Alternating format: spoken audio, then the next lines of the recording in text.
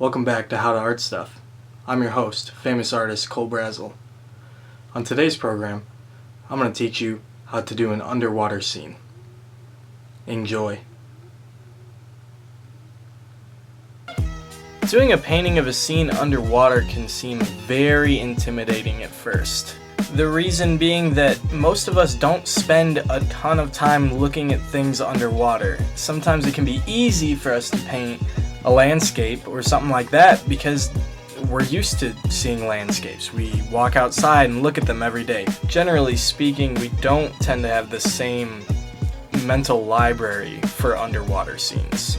In truth, there isn't really much more that goes into an underwater scene to make it look atmospherically underwater than there is, say, a mountain landscape. The best way to make sure you're getting the correct atmosphere in an underwater painting is to use this acronym, ABCVC, or ABCVIC for ease of use.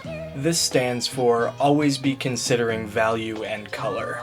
You have heard it said before that as things go back in distance, they tend to pick up the color and value of their environment or their atmosphere. That is a bajillion times stronger underwater. So when you're painting a landscape and there's a mountain 50 miles back in the distance, you're going to want to paint it a bit blue. Whereas when you're painting something underwater, it won't take 50 miles. It might take 10 feet before it starts taking on the blue atmosphere of the water.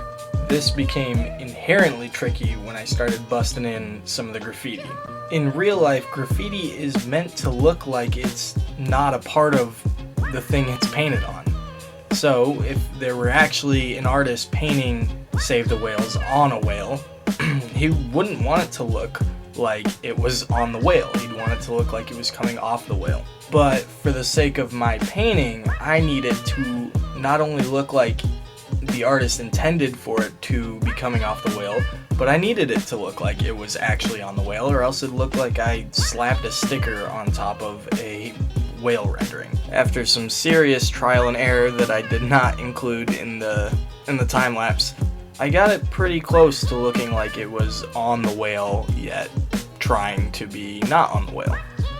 I did this by imagining that my hypothetical graffiti artist slash whale activist painted the whole thing with like a pinkish red color. But as it goes back in distance, and as it goes towards the underbelly of the whale, it's going to take on that blue. So in theory, it's all the same color, but in reality, I used a ton of different colors to paint it. Now I'm just going around painting bubbles, trying to set this whale in its environment more. Just always trying to be mindful of not making things look like they're slapped over a background. The final step was to glaze a little bit of dark blue in. That helps set the graffiti back into the whale and the whale back into the ocean, where it belongs. Am I right?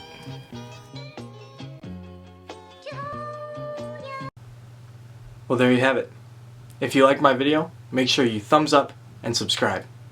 Tune in next week, where I show you how to actually paint on a whale.